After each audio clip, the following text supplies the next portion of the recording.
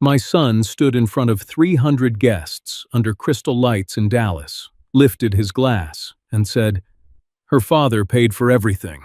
My dad didn't even bring a gift." There was laughter, polite, sharp. I had built a $10 million construction company from a rusted pickup and a borrowed $5,000 back in 1995. And in that moment, none of it mattered. I smiled. I always smile when something breaks inside me. Then I stepped outside the ballroom, felt the Texas night air on my face, and made one phone call. "Hold the transfer," I said. "Effective immediately." The band kept playing. My son kept celebrating. He had no idea what he had just lost. Quick note: this story contains fictionalized elements created for educational and entertainment purposes. If you're watching tonight, tell me where you are and what time it is. I like knowing how far these stories travel. And take care of yourself. Drink some water. Get some rest when this is over. When I walked back into that ballroom, everything had already changed. My name is Thomas Walker. I am 62 years old, born and raised in Texas, and I have spent more time on construction sites than in living rooms. For 30 years, I built Walker Construction with my own hands.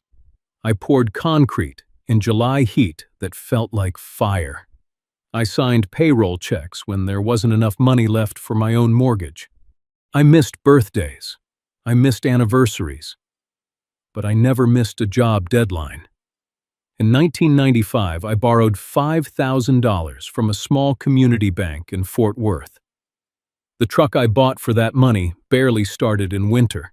The air conditioner never worked. Still, that truck carried lumber, steel beams, and my pride. We built warehouses first, then schools, then bridges along county roads no one else wanted to touch.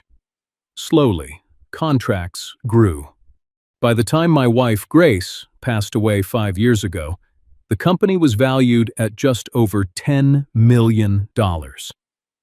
Not paper money, real assets, equipment yards, land, signed projects stretching 18 months ahead.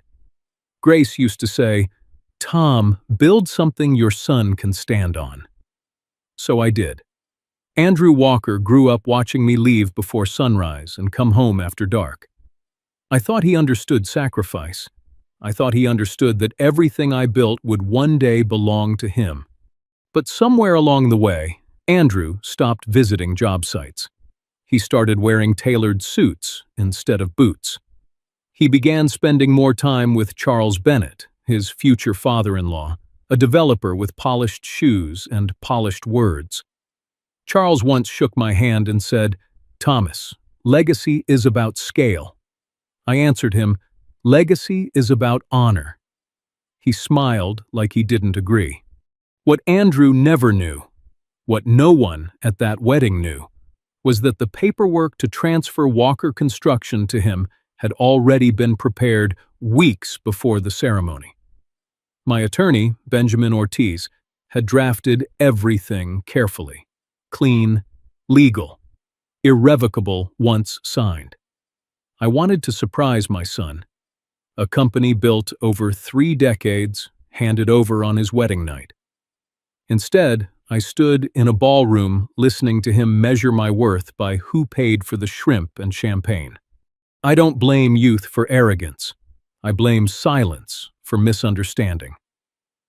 And I had been silent for too long. The morning after the wedding, I drove alone to our main yard outside Dallas. The sun was low, burning orange against steel cranes. I ran my hand across the old hard hat hanging in my office. Built with honor since 1995. Benjamin called at 8:17 a.m. "Tom," he said carefully, "before we proceed, you should know something. Your son met with Charles Bennett 2 weeks ago. They signed a memorandum of intent." "A memorandum for what?" I asked. "A friendly merger." The word friendly felt like gravel in my throat. Benjamin continued. If this goes through, you'll be asked to step aside, quietly. I looked out at the yard. 53 employees would clock in that morning, men who trusted my name on their paychecks, and my son had already started negotiating my exit. That was the moment I understood. This wasn't about a wedding speech. It was about a takeover. Benjamin Ortiz arrived at my office just before noon, carrying a slim black folder that looked too light to hold something heavy. He closed the door behind him. No small talk. Tom, he said, placing the folder on my desk, this isn't just a memorandum of intent. I waited. It's the first step in a structured acquisition. The word acquisition hung in the air between us. I opened the folder slowly. Inside were draft agreements, preliminary valuations, and a projected restructuring plan. Walker Construction would merge with Bennett Developments. Andrew would be named managing director. Charles Bennett would assume executive oversight, and I would transition into a consulting role. No voting power, no operational authority. A quiet retirement. Who prepared this? I asked. Victoria Bennett, Benjamin replied. She's licensed, sharp, careful. Of course she was. Victoria had always watched me the way investors watch land, not with affection, but with calculation. I flipped another page. There it was. Andrew's signature. Not final, not binding, but real. Ink on paper. Did he know the company wasn't legally his yet? Benjamin asked. I didn't answer immediately. I thought about my son in that ballroom, confident, certain of his new alliances.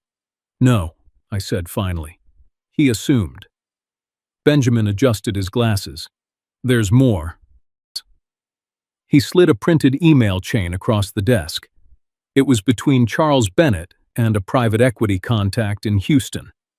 The subject line read, Post-Wedding Consolidation Strategy. One sentence caught my eye. Once Walker signs over operational control to Andrew, we restructure within 90 days. Walker, not Andrew. Me. They weren't waiting for my son to inherit the company. They were waiting for him to become useful, a bridge. I leaned back in my chair and looked at the framed photo behind my desk.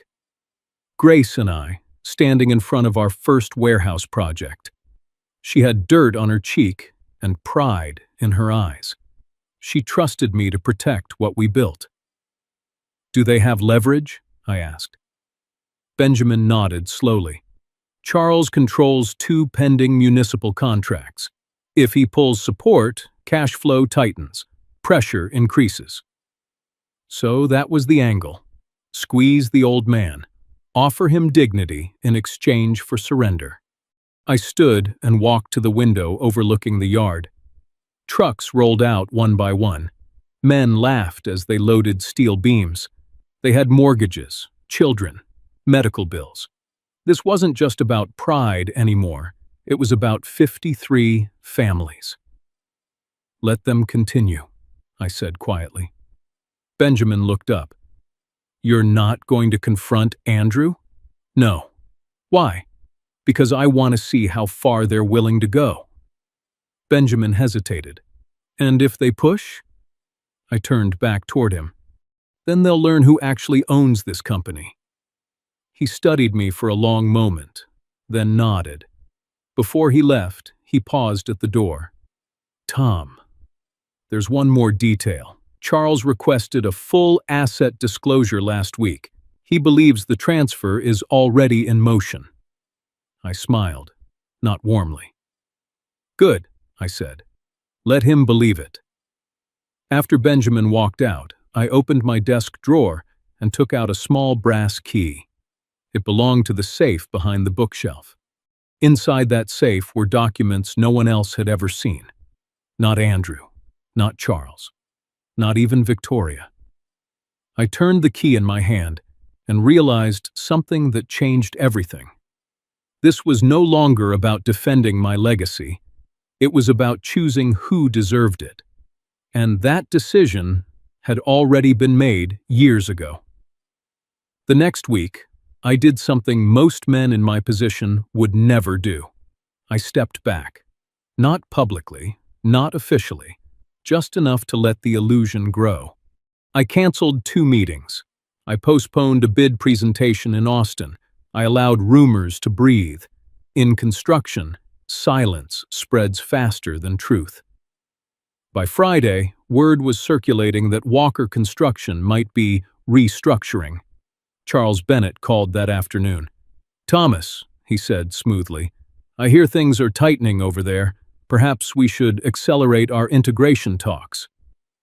Integration. He said it like we were blending colors, not erasing history. "I'm considering options," I replied. He paused. "Options are limited when liquidity shifts." There it was. Pressure. 2 municipal contracts were scheduled to begin within 60 days. Charles controlled the land access approvals. If those stalled, our projected cash flow would narrow. He knew it. What he didn't know was that I had secured private bridge financing 6 months earlier through an old contact in San Antonio, just in case. That night, Andrew came to my house unannounced. He still had the same key from when he was 17. He walked in wearing a tailored suit instead of boots. His wedding ring caught the kitchen light. "Dad," he began, "Charles thinks we need to move faster." "We?" I asked. He hesitated. "This merger makes sense. It's expansion, scale. Is that what you want?" "It's what's smart." There was a difference between ambition and alignment. I could see it now. "Andrew," I said quietly, "what happens when you don't control the terms?" He frowned. "I will control them." "You've already signed something," I replied. His jaw tightened. "It was preliminary." "Preliminary to what?" Silence filled the room. He looked at me the way young men look at old men, like time has made us slower. "You built something good," Andrew said. "But the world is bigger now. Bennett Developments has reach, connections, capital." "And you think I don't?" He didn't answer. That was answer enough. After he left, I drove to the yard before sunrise. The air smelled like oil and wet dirt. 53 trucks lined up in rows. Quiet, patient. Lucas was there. My grandson stood near the equipment shed, reviewing blueprints on the hood of a pickup. He wore work gloves, too large for his hands. "You're early," I said. He smiled. "Figured I'd learn from the ground up." Not from a boardroom, from the ground. We walked the site together. He asked questions about soil density, load-bearing calculations, insurance liabilities, real questions, thoughtful ones. "Your dad coming by today?" I asked. Lucas shook his head. "He's busy with corporate meetings." Corporate. He said it without pride. Later that morning, my operations manager pulled me aside. "Tom," he whispered, "Bennett Developments requested detailed asset valuations. Through Andrew." I nodded slowly. The illusion was working. They believed I was cornered. By evening, Victoria Bennett sent a formal email requesting financial disclosures ahead of a strategic alignment session. Strategic alignment. I forwarded it to Benjamin Ortiz with 2 words: proceed carefully. That night, I opened the safe behind my bookshelf again. Inside were documents stamped and notarized 5 years ago, long before Andrew met Victoria. Irrevocable, final. Prepared the week after Grace's funeral. I closed the safe and rested my hand on the cold metal door. If Andrew wanted scale, if Charles wanted control, then I would give them something neither of them expected. But first, I needed to be certain of one thing: who, in this family, still understood the word honor. Lucas started showing up before the foreman unlocked the main gate, not because I asked him to, because he wanted to. The first week, I watched him quietly. He carried rebar with men twice his size. He listened more than he spoke. He didn't announce that he was Andrew Walker's son or my grandson. Out there, names don't build structures. Hands do. One afternoon, the temperature climbed past 95. Heat shimmered over fresh concrete. I found Lucas sitting on the tailgate of an old Ford, sketching adjustments on a blueprint. "You missed a beam offset," I said. He looked up, startled, then smiled. "I thought the load tolerance would compensate." "Concrete doesn't forgive assumptions," I replied. He nodded, no defensiveness, just learning. Later that day, I asked him something I hadn't asked anyone in years. "Why are you really here, Lucas?" He wiped sweat from his forehead. "Mom says I should stay out of corporate fights." "And what do you say?" He hesitated. "I don't like how everyone's talking about Grandpa like he's in the way." The word stung, but not because it hurt, because it mattered. That evening, I invited him into my office at the yard, the same office where Grace used to balance invoices at midnight, the same walls that heard every risky decision I ever made. I took the old hard hat from the shelf and placed it on the desk between us. "Built with honor since 1995. "Do you know what that means?" I asked. "It's about reputation," Lucas said carefully. "It's about responsibility." He listened, really listened. Across town, Andrew and Charles were hosting a private dinner with potential investors. I knew because Benjamin Ortiz forwarded me the invitation by mistake, sent to the wrong Walker email address. The subject line read, "Transition timeline, not merger, not partnership, transition." They were already dividing something that did not belong to them. I printed the email and placed it beside Lucas's blueprint. "What's this?" he asked. "Evidence," I answered. He studied it, confusion turning into something heavier. "Dad wouldn't—" "Your father believes he's expanding opportunity," I said calmly. "But expansion without foundation collapses." Lucas leaned back, troubled. "If he's wrong, why don't you just tell him?" "Because pride rarely listens. Because men who feel powerful don't accept warnings from the ones they think are fading." Instead of answering, I opened a drawer and pulled out a thin envelope. Inside were trust documents, notarized 5 years ago. Lucas didn't read them. He only glanced at the heading before looking up at me. "Grandpa, what is this?" "Insurance," I said softly. Outside, engines started as crews prepared to leave for the day. Dust rose in slow, golden waves. My operations manager knocked once and stepped inside. "Tom," he said, lowering his voice. "Bennett Developments just contacted 2 of our subcontractors directly. They're offering incentives if a merger happens." I nodded. The squeeze had begun. Lucas looked between us. "They're planning something big, aren't they?" "Yes," I said, "and they believe we don't see it." That night, I drove home slowly. The Dallas skyline shimmered in the distance, 30 years of work, and 1 generation ready to gamble it. At 10:42 p.m., my phone buzzed. Andrew. I let it ring twice before answering. "Dad," he said, voice tight. "Why are subcontractors telling me you're reviewing trust documents?" There it was. He knew something was moving, just not what. "I'm protecting what I built," I replied. "You're overreacting." "Am I?" A long pause. Then he said something that confirmed everything. "Charles says if you don't cooperate, the board can vote you out." The board? My board. I looked at the dark highway stretching ahead of me. "Tell Charles," I said evenly, "that he should be very careful about what he assumes." I ended the call, and drove the rest of the way in silence. They thought this was a negotiation. They thought leverage was power. They had no idea that the real decision about Walker Construction had been signed, sealed, and locked away years before Andrew ever walked down that aisle.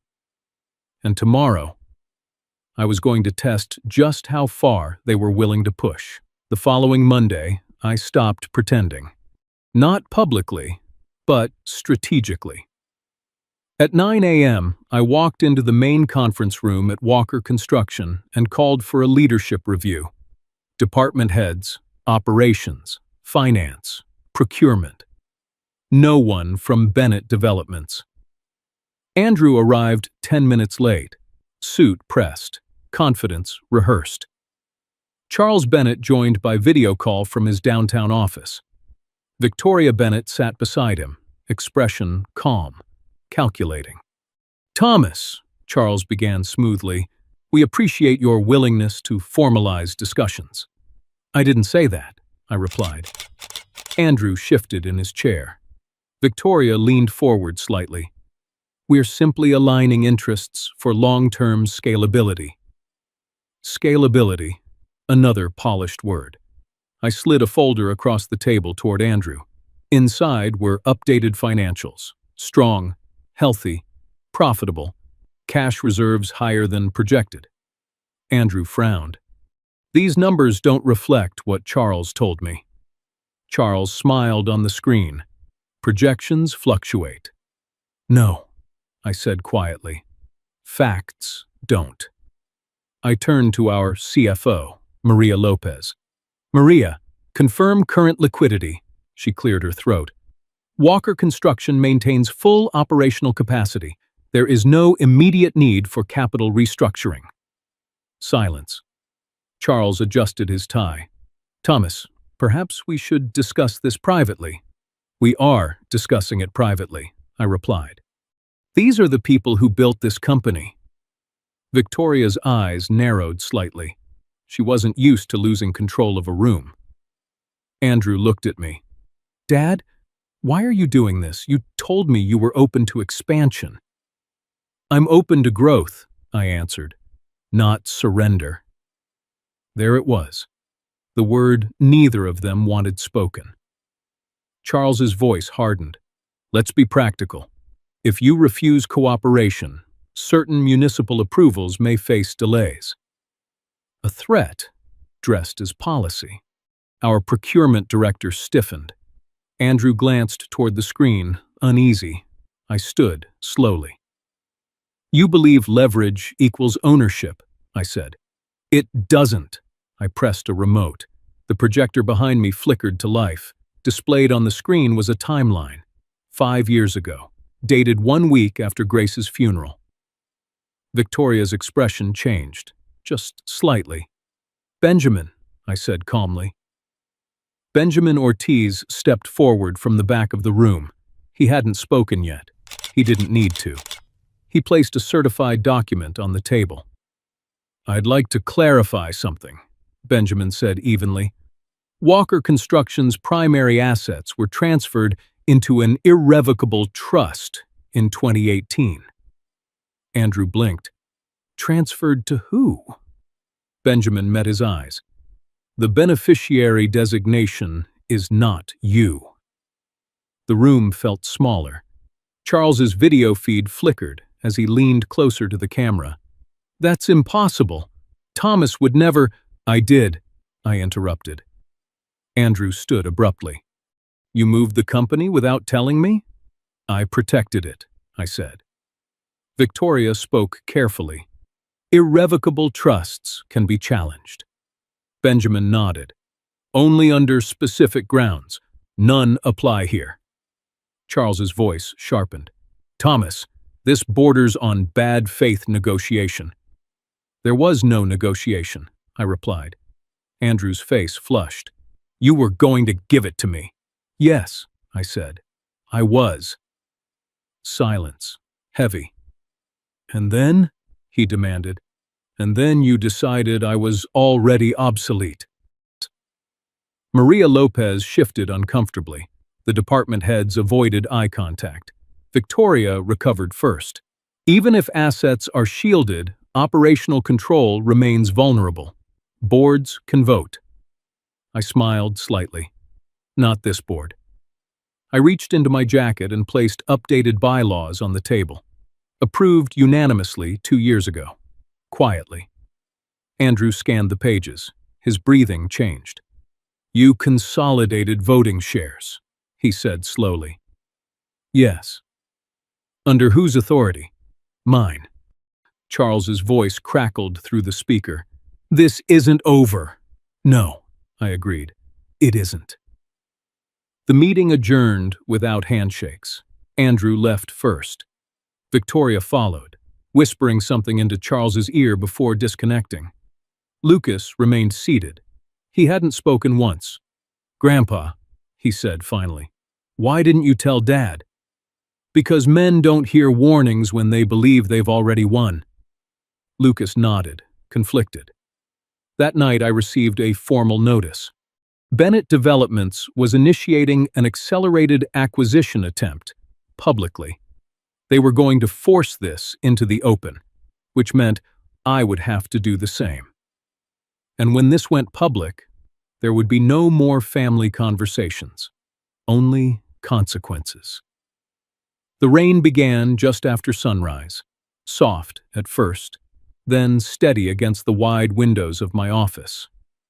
Texas storms always reminded me of Grace, calm on the surface, unforgiving beneath. That morning, Andrew requested to see me. Alone. He arrived without his usual confidence. No Charles Bennett, no Victoria Bennett. Just my son, standing in the doorway like a man who had finally realized he was walking into the truth. Dad, he said quietly, we need to talk.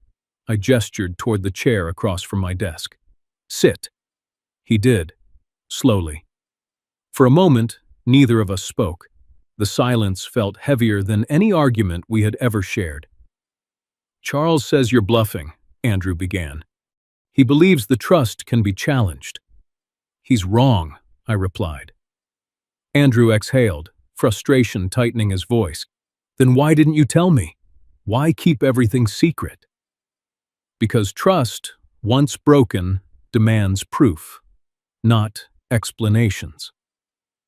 Instead of answering, I stood and walked to the bookshelf behind my desk. Hidden within it was a steel safe. I unlocked it with a brass key that had rested in my pocket for years.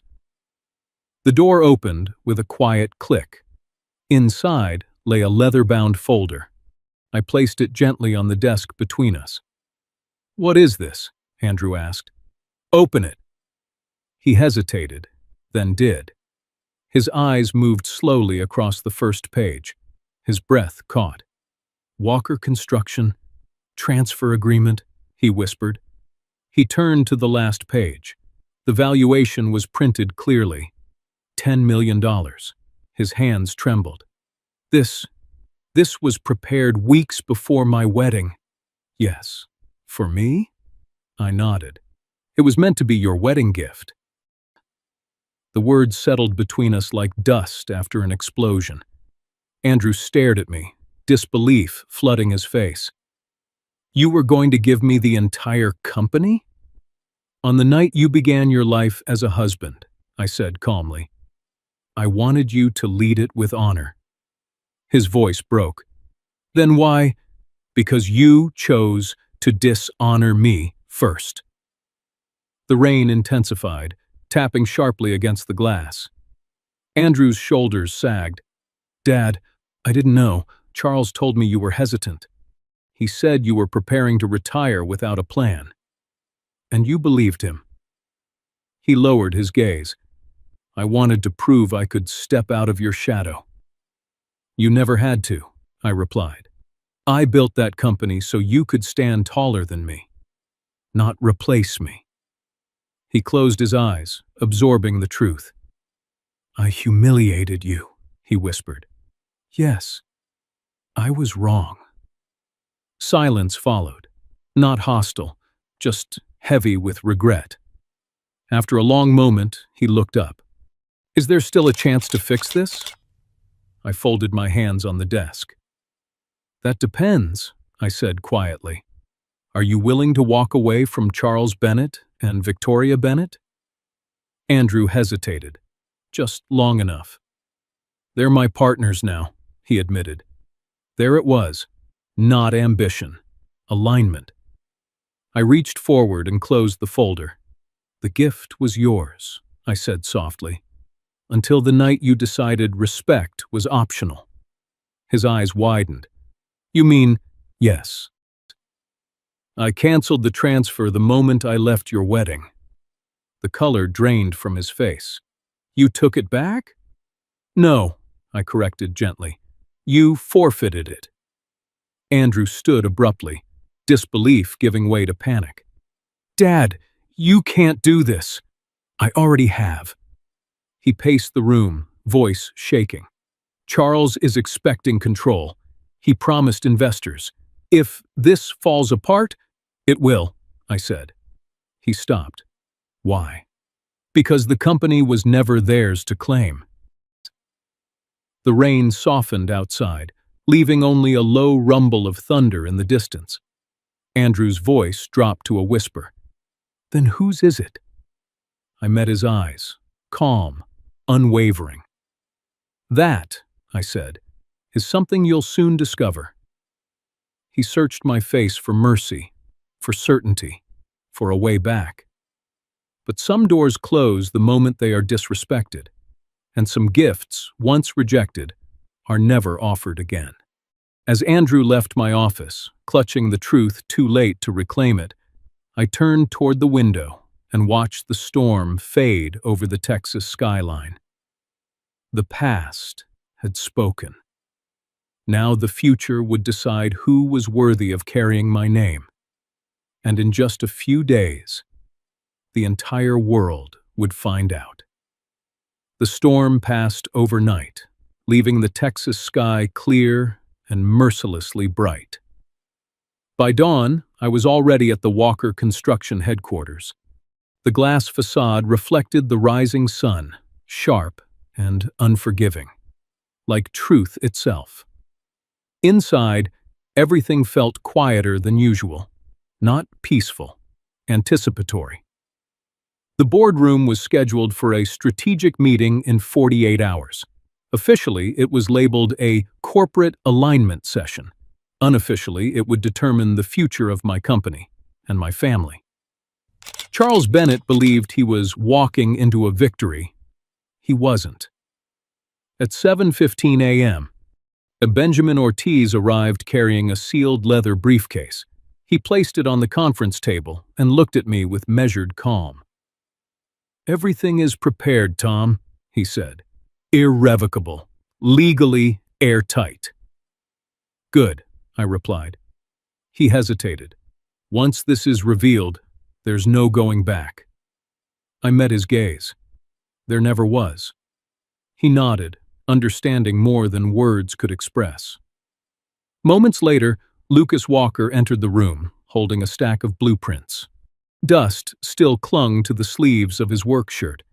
He looked out of place among polished mahogany and leather chairs, yet more deserving than anyone seated there. You asked to see me, Grandpa? He said. Yes, close the door. He did, uncertainty flickering across his face. I gestured toward the chair beside me. Sit down, Lucas. He sat, glancing at Benjamin. Is something wrong? No, I said gently. Something is about to be made right. I slid a document across the table. He hesitated before picking it up. As his eyes moved across the page, his expression shifted from curiosity to disbelief. This can't be real, he whispered. Benjamin spoke calmly. It is, Lucas. Your grandfather established this trust 5 years ago. Lucas looked at me, stunned. Why would you do that? I leaned back slowly. Because legacy isn't about blood, I said. It's about character. His voice trembled. My father doesn't even know. No, I replied, and he won't until the right moment. Lucas stared at the document again. The number printed at the bottom seemed to weigh more than ink ever should. $10 million. Walker Construction. His inheritance. I don't know if I deserve this, he said quietly. That's exactly why you do, I answered. He swallowed hard. What happens now? Now, I said, standing. You continue learning. You earn the respect of every man on that yard. And when the time comes, you lead. And Lucas nodded slowly, still overwhelmed. I won't let you down. I know, I said. At that moment, my phone vibrated on the table. A message from Andrew. We need to talk. Charles is calling an emergency vote. I showed the screen to Benjamin. He exhaled slowly. They're accelerating, he said. Of course they are, I replied. Desperation always reveals itself. Minutes later, another notification arrived, this time from Victoria Bennett. Confirmed. Strategic acquisition meeting. Friday, 10 a.m. The trap had been set, exactly as I intended. I turned to Lucas. Do you trust me? Yes, sir, he answered without hesitation. Then be there on Friday. His brow furrowed. Why? Because, I said quietly, that's the day you discover who you truly are. He nodded, determination replacing doubt. As he left the room, sunlight spilled across the table, illuminating the trust documents in a warm, golden glow. For a brief moment, Grace's voice echoed in my memory. Build something your family can stand on. I had. Now it was time to see who could stand with honor. Benjamin closed his briefcase. Are you ready for this, Tom? I looked out the window at the Dallas skyline rising in the distance. Yes, I said calmly. Let them believe they're about to win. Outside, the city stirred with restless ambition. Inside, the truth waited patiently. And in 48 hours, before shareholders, attorneys, and the men who tried to steal my legacy, everything would be revealed. Friday arrived with a stillness that felt almost ceremonial. The sky above Dallas stretched wide and clear, painted in a pale Texas blue. It was the kind of morning that promised clarity or consequence. By 9:45 a.m., the executive boardroom of Walker Construction was filled. Attorneys, shareholders, and senior executives sat in tense anticipation. Polished mahogany reflected the glow of recessed lighting, while floor-to-ceiling windows overlooked the city I had helped build, one contract at a time. Charles Bennett stood near the head of the table, confident and composed. His cufflinks gleamed. Victory, he believed, was only minutes away. Beside him sat Victoria Bennett, her tablet neatly arranged, legal briefs prepared with surgical precision. Andrew Walker stood close to them, not with arrogance this time, but with expectation. Lucas Walker entered quietly and took a seat at the far end of the table. He wore a simple navy suit, no title, no recognition, just presence. And then there was me. I stood at the opposite end of the room, hands resting calmly on the back of my chair, observing, waiting. Charles broke the silence first. Thomas, he said smoothly, thank you for attending. Today marks the beginning of a new era. Bennett Developments is prepared to finalize a strategic acquisition of Walker Construction. He nodded toward Victoria. She rose gracefully. Ladies and gentlemen, you have before you a proposed integration agreement. Upon approval, Walker Construction will be merged under Bennett Developments. Andrew Walker will assume operational leadership. A soft murmur rippled through the room. Victoria tapped her tablet, projecting financial charts onto the screen behind her. Combined assets will exceed $25 million, she continued. This partnership ensures scalability, stability, and long-term growth. Charles clasped his hands. All we require is formal acknowledgement of executive transition. He looked directly at me. Thomas, your signature. Silence settled like dust. I stepped forward slowly. You speak of transition, I said calmly, but you misunderstand one critical detail. Charles smiled faintly. And what might that be? That you were never negotiating with the owner. The room stilled. Victoria frowned. Excuse me? I pressed a button on the remote in my hand. The projector flickered. Financial charts vanished. In their place appeared a certified legal document bearing the seal of the state of Texas. Benjamin Ortiz stepped forward. Allow me to clarify, he said evenly. Walker Construction's controlling assets were transferred into an irrevocable trust in 2018. Charles's expression tightened. That's impossible. Benjamin continued. The trust was executed legally and cannot be revoked or contested under existing statutes. Andrew's voice faltered. Dad, what is he talking about? I met his eyes, calm, unwavering. I protected what I built. Victoria's composure cracked slightly. Even if such a trust exists, the beneficiary, Benjamin interrupted, his tone precise. The beneficiary designation is final. A stunned silence followed.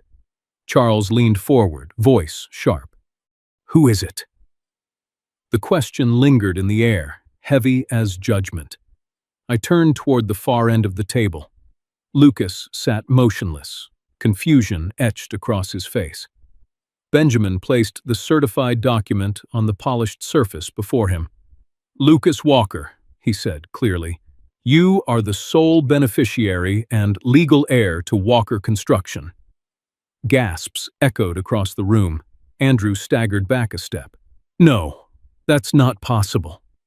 Victoria's fingers tightened around her tablet. Charles's face drained of color. Lucas looked at me, stunned. Grandpa, I didn't know. I know, I said gently. That's why you deserve it. Andrew's voice broke. You gave everything to my son? I entrusted it, I corrected, to the one who earned it. Charles slammed his palm against the table. This is a manipulation of corporate authority. Benjamin slid forward additional documents. On the contrary, it is a lawful and binding transfer, witnessed and notarized 5 years ago. Victoria scanned the papers, her confidence dissolving. This changes everything, she whispered. No, I replied calmly. It reveals everything. Andrew stared at me, eyes filled with disbelief and regret. You were going to give it to me, he said quietly. Yes, I answered. On your wedding night. The words struck harder than any accusation. And you took it away? He asked. I shook my head slowly. No, Andrew. You threw it away. The room fell silent once more. Lucas remained seated, overwhelmed by the weight of a legacy he never sought. Outside the window, sunlight spilled across the Dallas skyline, illuminating steel, glass, and the truth.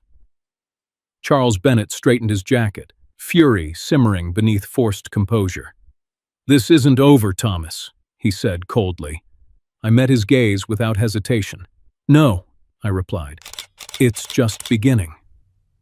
Because in that moment, the illusion of power had shattered, and soon, the consequences would be public. The silence that followed felt heavier than thunder. For a moment, no one moved, no one spoke. The truth had landed with the quiet finality of a judge's gavel. Then the room erupted. This is outrageous, Charles Bennett snapped, his voice slicing through the tension. You manipulated corporate control to sabotage a lawful acquisition. Benjamin Ortiz remained composed. On the contrary, Mr. Bennett, The trust was established in full compliance with Texas law. All documentation has been verified and notarized. Victoria Bennett scanned the documents again, her confidence fading with every page. "It's legitimate," she admitted quietly. "Irrevocable and binding." Charles's jaw tightened. "Then this isn't over." "No," I replied calmly, "but it is finished." I pressed a button on the remote in my hand. The screen behind me changed once more. Financial projections disappeared, replaced by a series of emails, contracts, and recorded transcripts. Victoria's eyes widened. "Where did you get those?" she whispered. Benjamin stepped forward. "These are authenticated communications between Bennett Developments and external investors, outlining a concealed plan to force a leveraged takeover of Walker Construction." A murmur spread across the boardroom. Andrew stared at the screen, disbelief clouding his expression. "Dad, is this true?" he asked, turning toward Charles. Charles hesitated. That hesitation said everything. Victoria swallowed hard. "These were preliminary discussions, discussing how to remove me within 90 days, I interrupted. The words echoed through the room. Benjamin highlighted a specific email on the projection. "Exhibit A," he said. "A correspondence titled Post-Wedding Consolidation Strategy. It details plans to restructure Walker Construction following its acquisition." Andrew's voice trembled. "You plan to force my father out?" Charles exhaled sharply. "It was a strategic necessity." "A necessity?" Andrew repeated. "Yes," Charles replied coldly. "Business requires decisive leadership." Andrew stepped back as if struck. "You promised we'd build something together." Charles's expression hardened. "We would have, once control was secured." The realization broke across Andrew's face like a wave. He had not been a partner. He had been a bridge. Victoria lowered her eyes. "Charles, this is indefensible." Benjamin placed additional evidence on the table. "These documents have already been submitted to regulatory authorities. Any attempt to proceed with the acquisition constitutes corporate fraud and coercion." The room fell silent again. Charles's composure finally fractured. "You set this up." "No," I said quietly. "You walked into it." Security personnel appeared at the doorway, summoned discreetly by the board's compliance officer. Victoria closed her tablet slowly. "This meeting is over," she said, her voice barely audible. Charles gathered his documents with trembling hands. For the first time since I had known him, his confidence had vanished. "You may have won today, Thomas," he muttered, "but you've destroyed your own family." I met his gaze steadily. "No," I replied. "You tried to." He said nothing more as he turned and left the room. Victoria followed in silence. Andrew remained standing, motionless. His eyes met mine, filled with regret and something deeper, understanding. "I didn't see it," he said hoarsely. "I know," I answered. He lowered his head. "I wanted to prove myself." "And now you must," I said gently, "but not by inheriting what you didn't earn." He nodded slowly, accepting the weight of his choices. Across the table, Lucas sat quietly, overwhelmed by the magnitude of what had just unfolded. The board chairman rose. "Effective immediately, the acquisition proposal is terminated. Walker Construction remains under its existing trust structure." A round of subdued approval followed. Justice, delivered not with fury, but with clarity. As the room emptied, Benjamin approached me. "It's done," he said. "Yes," I replied, "but the consequences are only beginning." Outside, reporters had already begun gathering. News of the failed takeover was spreading faster than wildfire across Dallas. The truth was no longer confined to this room. It belonged to the world. Andrew paused at the doorway before leaving. "Dad," he said softly, "is there any way to make things right?" I looked at him for a long moment. "That," I said, "depends on what you're willing to sacrifice." He nodded and walked away, carrying the weight of a lesson no inheritance could buy. Lucas approached quietly. "Grandpa." "What happens now?" I placed a hand on his shoulder. "Now," I said, "you prepare to lead." He swallowed, determination replacing doubt. "I won't let you down." "I know you won't." As sunlight poured through the glass walls, illuminating the city beyond, I realized something with absolute certainty. The company had been saved. The truth had been revealed, and the final chapter of this story had yet to be written. The weeks that followed were quieter, not peaceful, but honest. News of the failed acquisition spread quickly across Dallas.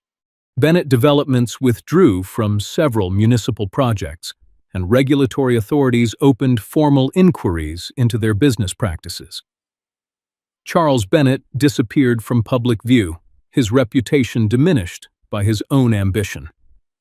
Victoria Bennett resigned from her firm soon after, her once brilliant career shadowed by scandal. Walker Construction, however, endured, not because of wealth, but because of integrity. Lucas Walker officially stepped into his role as the future leader of the company. He arrived before sunrise, left after sunset, and earned the respect of every man and woman on the job site. He didn't ask for authority, he earned it. One blueprint, one handshake, and one honest decision at a time. One evening, as the Texas sun dipped below the horizon, I handed him the old hard hat engraved with the words, "Built with honor since 1995. He held it carefully, as if it were something sacred. "I'll protect what you built, Grandpa," he said. I smiled. "Don't protect it, improve it. That's how legacies survive." As for Andrew, he returned, not as an executive, but as a man seeking redemption. He started again from the ground up, learning what ambition had once blinded him to see. We were not fully healed, but we were no longer broken, and sometimes that is enough. I chose to retire soon after, settling into a quieter life on the outskirts of Dallas. In the stillness of those mornings, I often thought about Grace. She had once told me that true wealth was not measured in dollars, but in dignity. Now, I finally understood. Legacy is not about what you leave behind. It is about who you leave it to. And respect, once lost, can only be rebuilt through humility and truth. Thank you for watching and sharing this moment with me today. Please let me know in the comments where you are watching from and what time it is. I always enjoy seeing how far these stories travel. If you stayed until the end, rate this story from 1 to 10. Your feedback helps me create even more powerful stories for you. And please note, this story contains fictionalized elements created for educational, entertainment, and reflective purposes. If this story moved you even a little, another story is waiting for you on your screen. YouTube believes you will enjoy it, so take a moment and continue the journey. Continue the journey. Continue the journey. Continue the journey. Continue the